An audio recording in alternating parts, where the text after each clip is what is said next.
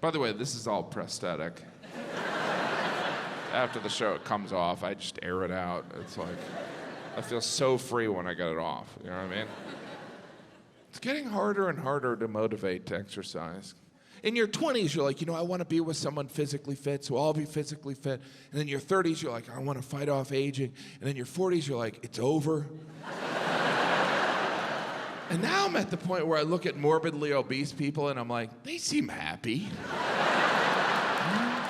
That's one way to live a life. I used to exercise to lose weight. Now I exercise so I can continue to fit in cars. Still a fitness goal. I've been in better shape in my life. I go in and out, it's been a while. Not last year, but the year before, my big accomplishment is I ran the New York City Marathon. Thank you. Thank you. Thank you. Half of you are like, no, you didn't. I did, you bastards. All right? I ran and completed. All right, fine, I didn't. But I thought about it. Which I guess is technically different than running it. Turns out I couldn't run the New York City Marathon because I didn't want to. Which is the main reason I don't do a lot of things. I just rarely admit it. It's like, hey, Jim, why don't you come to my birthday party? I didn't want to. We never really reply to invitations that way. Don't want to go. Completely available, just not interested. Really wish I wasn't there, so I won't be. I know people who have run the New York City Marathon. They always bring it up. They're like, yeah, I ran the New York City Marathon. I was asked, did you win? No, but I finished. What place you come in? I don't know. Sounds like you came in last. Really, what you're saying is you lost the New York City Marathon. If I were you, I wouldn't bring that up. But that's why some people run marathons, so that they can say, I ran a marathon, which to me is not a good enough reason. Heck, I can say I ran a marathon. In fact, earlier I did. Didn't feel good, it felt dishonest. I guess what I'm trying to say is marathon runners are liars. All of them. It's too far, it's way too far. 26.2 miles, that's too far to run, jog, or frankly drive, let's be serious. But you know what? I'm not a runner. Half of you are like, we never thought you were. At this point, we're not sure if you're a walker.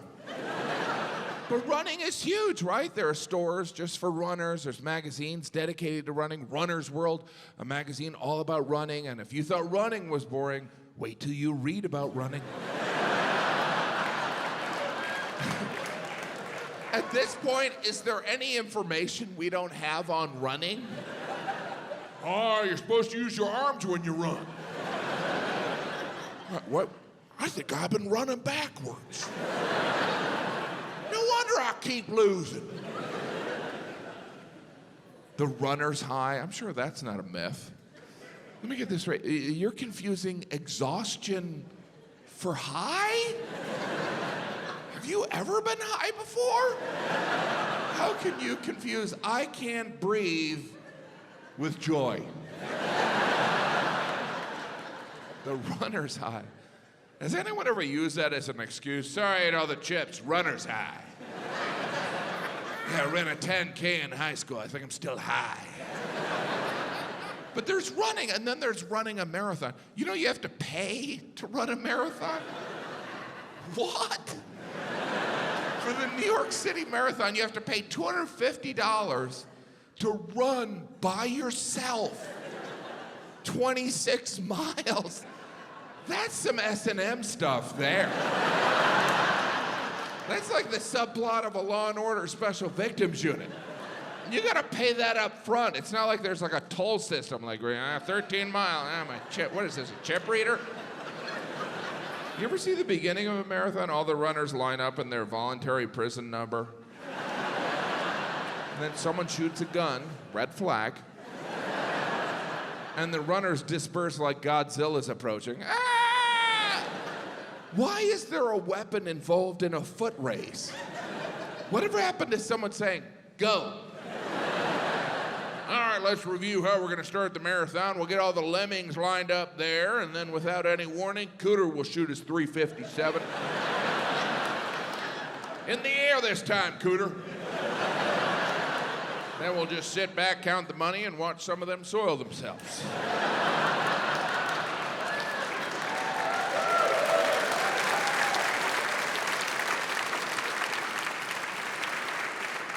You ever see the winner of a marathon? They do not look healthy. They look like they were forced to run a marathon. Like it was some negotiation as part of ransom. I finished, now can I have my children? I ran 26 miles, I drank my own urine, I'm wearing a tinfoil blanket. What's going on with my kids? Of course, I respect people who run marathons. Heck, I'm impressed by the people who pass out water at marathons. I was looking at them, I'm like, I couldn't do that. Probably gotta get up early. Then you gotta find cups. Then there's passing out all that water. My arm's just sore thinking about it.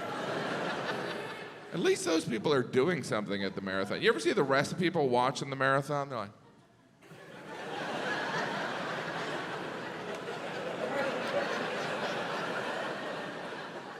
what is going on in your life? If you're watching strangers run a marathon.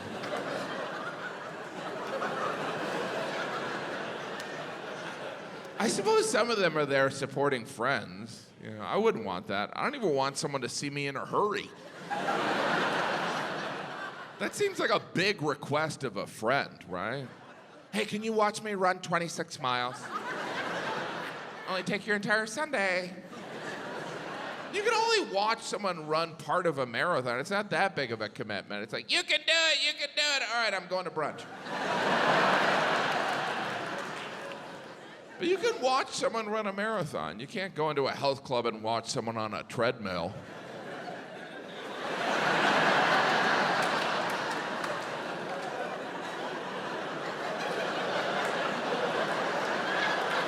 Excuse me, sir, what are you doing? I'm supporting that lady.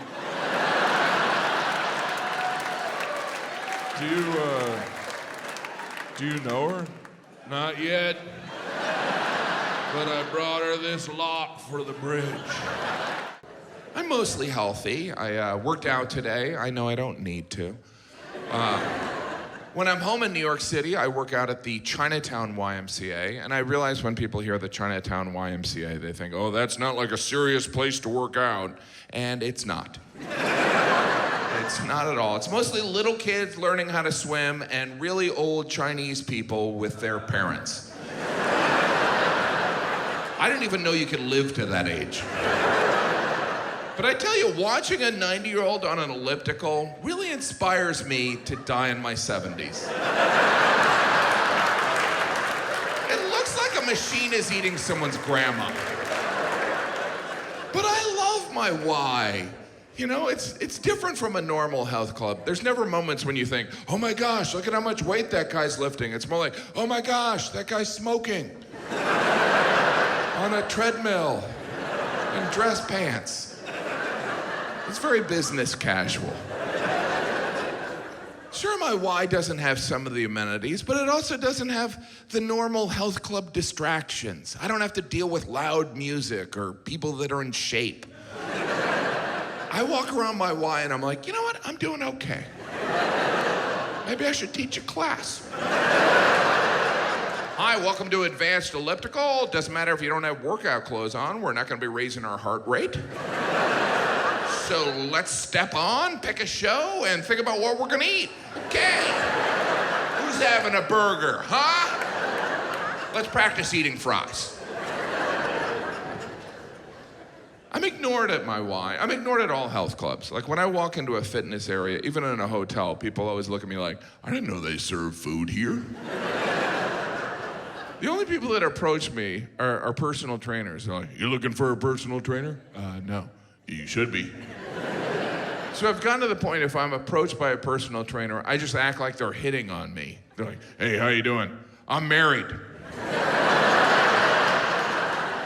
I don't think you understand. I understand perfectly.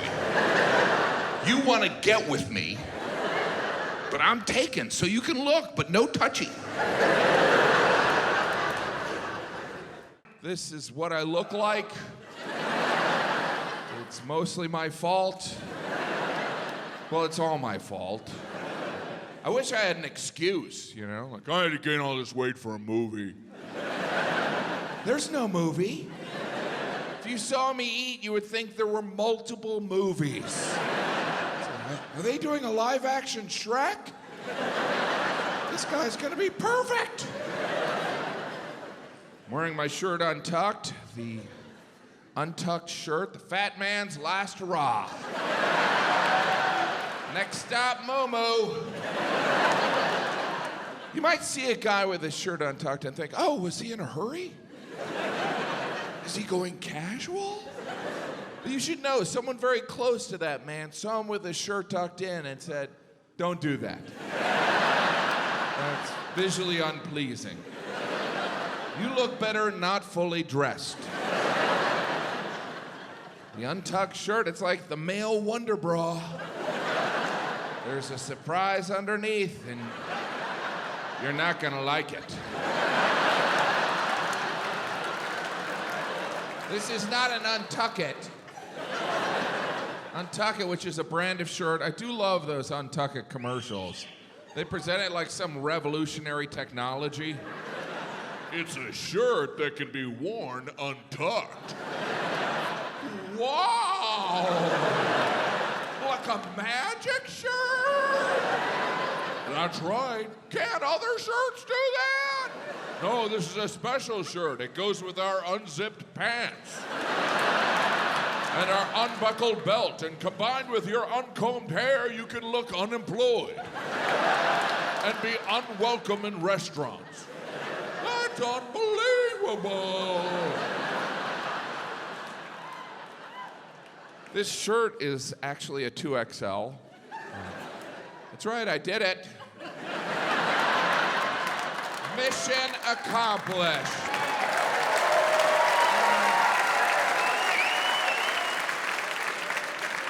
There should be a moving up ceremony for when you hit 2XL. It is with great pride and slight disgust that we present this garment, roughly the size of a circus tent, to this slob who actually struggles to put on his own socks. He may now burp for no reason at all. I am new to the 2XL community. They've been very welcoming. Did some research. You know what the size after 2XL is? Kill yourself. Oh, it's 3X! Triple X! That's pornographic. It's so fat, it's obscene. Triple X does sound like some fat-on-fat action. Oh, yeah. Oh, yeah. And I'm heading there, hopefully by the end of the show. I don't know what happened. All I did was eat abusively for 40 years. And suddenly I'm fat? That doesn't seem fair. I am now at the size, when I go in clothing stores, salespeople look at me like, we got nothing for you. And you can't use our bathroom. When I go out to eat, if I order a salad, the waiter's always like, "Aww, look at you try." I'm always afraid he's gonna gather the whole staff. The fat pig is trying. The fat pig is trying. Hi, husband. I've always talked about my weight and my stand-up, but in the past, after shows, if I ran into audience members, they'd be like, "Jim, you're not that fat. You're not that fat." But now after shows, people are like, "Good show. You nailed it." I don't care. I like to eat. I like to eat. When you like to eat, what's weird is people assume you enjoy cooking. Well, you must know your way around the kitchen. I know where the food is. Well, you must love to cook. Look, I like to sleep. It doesn't mean I want to build a bed. The truth is, I don't like to do anything. Like when I order delivery, I'm kind of annoyed they don't know what I want already. What do I have to do, everything? try to be a good dad. I got my kids a dog. I rescued a dog. Thank you. Well, it's not like the dog was drowning. The dog wasn't a victim of sex trafficking. I just went in a building, gave a guy money, and got a dog. That's how I rescued it. After that, I rescued a pizza. I had to wait to rescue the dog because the dog was in Jamaica. I don't know if it was on vacation. But I rescued a dog from paradise so it could live in my crowded New York City apartment. Sometimes I put the leash on the dog and it looks at me like, I used to run on the beach. And now I sleep in a cage. My only hope is that one day you'll get rescued. But rescue is the language of today, right? And we mean adoption. Now, people don't even say they own dogs. Now people say they're a dog parent. But I feel like dogs are different from kids. Like, you never hear a parent say, you know, my son had some behavior problems, so we gave him to a friend who had a farm upstate. Then we can run around and we'll visit him on weekends. Jim, you're a monster. Recently, I was invited to a surprise birthday party. It was a surprise birthday party for a dog. That's right, I have friends that are mentally ill. I went. It was in my apartment building, and I needed the material. And to be fair, the dog was surprised. Didn't suspect a thing. Dog didn't know it was his birthday. The dog didn't know it had a birthday. The dog wasn't sure why people were in the apartment. It was the dog's third birthday, which in dog years doesn't matter. Someone made that up and we just went along with it. Oh, 1 year equals 7 for doggies? Okay. When I see a dog, I'll do math. That's not fulfilling some dog need. You know, there's not a dog sitting in a bar right now going, I'm not 3, I'm 21. I can legally drink. That's not how dogs keep track of time. If you have a dog, you know they don't keep track of time. You've left your home, forgotten something, walked back in, only to be greeted by your dog like you've just returned from war. They're back! It's a miracle! They're back after I don't know how long, because I'm a dog!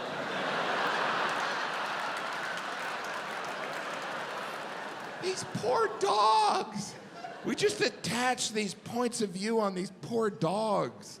Like dog is man's best friend. How desperate are humans? We're best friends, right? Dog's like, well, aren't we different species? But we're best friends forever. You know, you locked me in the house all day with nothing but a bowl of water. You'd think you let your best friend sit on the couch. We're best friends. Now put on this fireman's outfit. We're gonna do a photo shoot for Instagram. You know, sometimes when you sleep, I think about eating your face.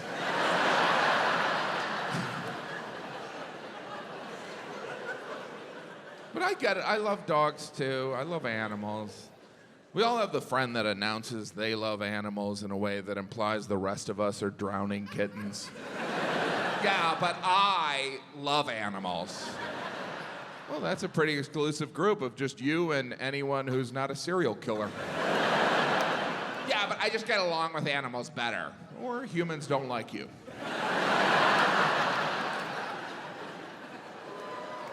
I did have an opportunity to go on a safari, which was unbelievable. It was breathtaking how bad the Wi-Fi was. I went on a safari, which is just a fancy word for animal stalking. Because that's what you do on a safari. You follow animals and watch them. You're like...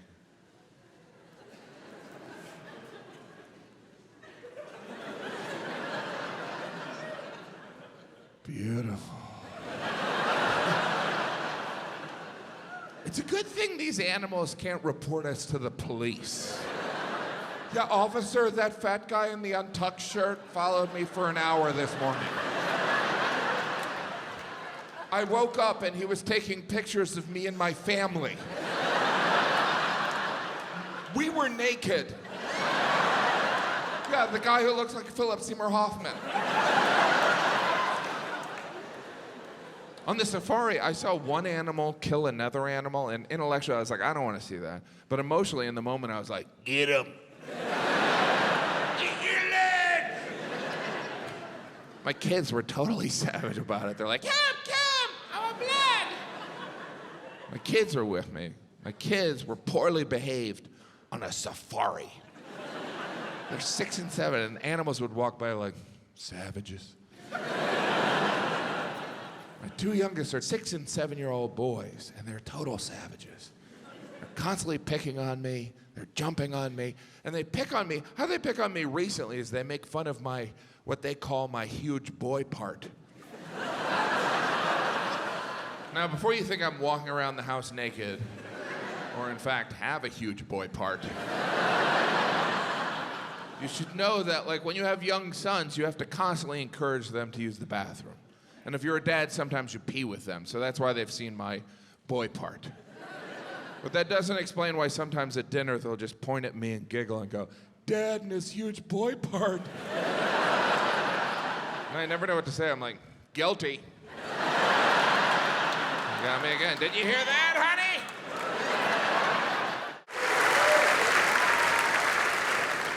I was recently given a gift certificate for a massage, which I will never use because I am not one of the Real Housewives of Beverly Hills. I've gotten a massage before, but I find it hard to justify a massage. Like, you know what I deserve? To have someone I don't know rub my body. Let's make that happen, people. Because massages are always from strangers. We get massages from strangers because we can't count on the people who love us to touch us. Right? I mean, it could be your best friend. You see that guy? Take a bullet for him. I'm not giving him a massage. I'm no queen. My wife, the woman I love, the mother of my children. Here's my massage. You good? That's my hand's cramping. So we pay total strangers. Hey, I know nothing about you. Why don't I take off my clothes and climb on this padded dining room table? And you can do whatever you want. We know nothing about these people. I don't even ask if they're a masseuse. Well, you're dressed like an orderly in a mental ward. Why don't I get in the most vulnerable position I can think of? How about face down in the donut pillow? Does that work for you? Because then I can look at your feet and imagine you're grabbing knives. What do we really know about massage therapists? They like to rub strangers for money while they listen to the Avatar soundtrack. That's a red flag. Those are the traits of a serial killer. I never know what to say during a massage. Sometimes I'll try and break the ice. I'll be like, hey, you're not allergic to leprosy, are you? They never laugh because they're busy imagining making a suit out of my skin. Because they're murderers. They already put the lotion in the basket.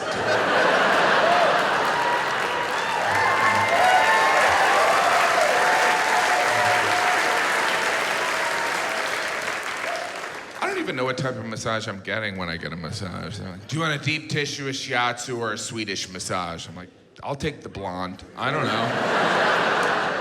Because men view massages differently. A woman gets a massage, her friends are like, good for you. A guy gets a massage, you dirty dog! Because men sexualize all human interaction.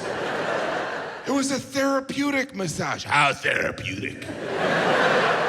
Nothing happened. Yeah, that's what we'll tell your wife, huh? That's gotta be frustrating for massage therapists, that double meaning. Did you get a massage or a massage? No other occupation has to deal with that. Did you get a cavity filled or a cavity filled? How many dentistry references is he gonna have? For me, a massage is just an hour of awkwardness, right?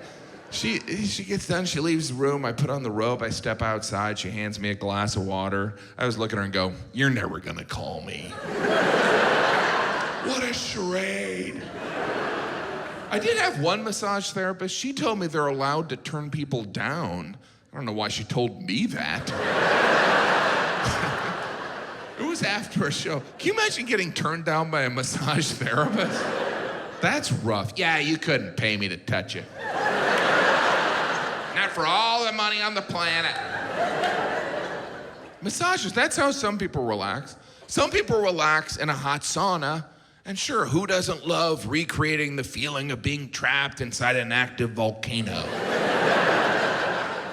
I don't understand the appeal of a sauna. Here's every experience I've had in a sauna. I'm like, okay, I'm gonna get a sweat going. It's gonna be really good for me. Here we go. It's time to get out, right? I don't wanna overdo it. What is so relaxing about sitting in a hot box next to a pile of smoldering rocks? I always look at the rocks like, whoever's cooking the rocks, they're done. That's a wrap on the rock cooking. And to make this sauna more enjoyable, you're always seated next to a naked 80-year-old man. Oh, good, I get to sweat next to someone's grandpa, who's only wearing a hand towel. The nudity in this sauna seems unnecessary. This isn't Rome. I just look around the sauna like, wow, so this is why we wear clothes, huh? So we may eventually eat. In Finland, where they invented the sauna, they relax in Finland by drinking vodka in the sauna, which might explain why we've never read any Finnish literature. Vodka in the sauna. Actually, the Finns, they pronounce it sauna, because they're wasted. I go to the sauna and drink some vodka. Drinking vodka in a sauna? You know what kind of ideas you come up with? An M&M store. Kids aren't with me, but if we're really quiet, we can hear them screaming in New York City. When I travel without my children, in between those moments of guilt are just hours of happiness.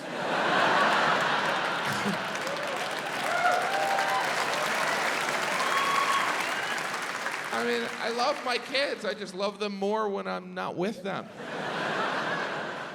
And when I travel without my kids, I do nothing. I'm so productive when I travel with them. When I'm not here, I do nothing. And then I'll do nothing all day, and then I'll call home, and my saintly wife will just pick up the phone, and there'll be chaos in the background.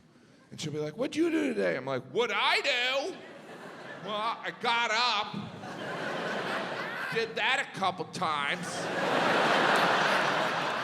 Enough about me, what about you? Then she'll put my kids on the phone, they'll be like, third grade's hard, and I'm like, it gets so much worse. But school is hard, you know? I try and be supportive in the morning. I'll be like, look, I know you don't want to go, but just remember, I never have to go to school again. Anyway, off you go, I'm gonna nap.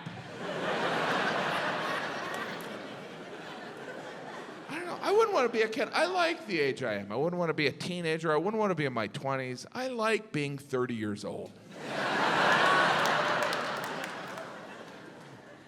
I try and schedule tours around school breaks. You know, like at Christmas one year, I did a bunch of shows in Florida. My wife and kids came down. My wife's family also came down because they didn't want us to have a good time. I'm kidding. I love my wife's family. Did that sound believable? I do love them. They're my in-laws. That's a strange term, in-law. It's like, are you related? Legally. In a court of law. In-law, it's like the opposite of being in love. We're in law. We law each other. Very much. In-laws are like family you're assigned. It's like, you want to spend your life with that person? You got to take those 10 people. All of them? My only issue with my in-laws is there's too many of them. My wife is one of 9 children, so every holiday, all 9 of the siblings and their individual families all get together and spend every moment together. Over Christmas, I went to a movie with 30 people. I didn't even know that was legal. We were walking around, people thought we were from a church. To put it in perspective, Jesus only walked around with 12. I learned very quickly, I don't want to do anything with 30 people. If I was on the Titanic and the last rescue boat was filled with 30 people, I'd be like, you guys go ahead. I don't want to be there when you try and decide where to eat lunch. Often it was more than 30 people, because sometimes those 30 people will invite other people. So you'll have conversations and someone will be like, I'm your wife's uncle's best friend. Like, oh, there's a term for that. Stranger. You're a total stranger. I do love my wife's parents. Their names are Louise and Dominic, so I call them Louise and Dom. My wife's siblings, some of them have gotten married, and their spouses, some of their spouses, call Louise and Dom Mom and Dad, because they're weirdos. Now, I understand sometimes you marry into a family and you become so close to the parents that you want to call them Mom and Dad, but don't. It's weird and confusing for the rest of us. Wait, that's his mom? He married a sister? What state is he from?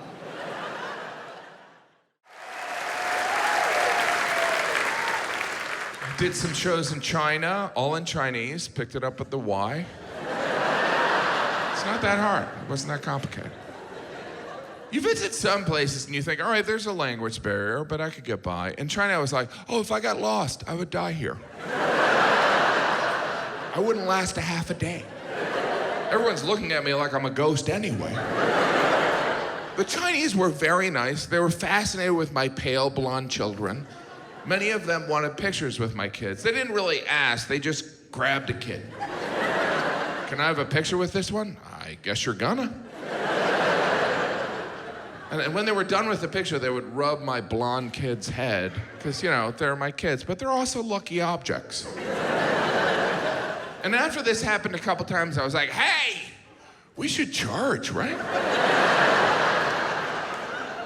China was fascinating and exhausting. I brought my kids to the Great Wall. We saw the terracotta warriors. We walked through the Forbidden City. We rode in a rickshaw. And when we were leaving, I asked my 5-year-old, I said, what was your favorite part of China? And he said, I like that time we saw the truck with the pigs on it. Because at one point, we were stuck in traffic and this truck pulled up and it had pigs in cages. And that was his favorite part. After the 15-hour flight. And I remember when that truck pulled up, because I remember looking at those pigs and feeling sorry for them, but those pigs looked happy. It was almost like the pigs were looking at me and my 5 screaming kids going, well, at least we're not that slob.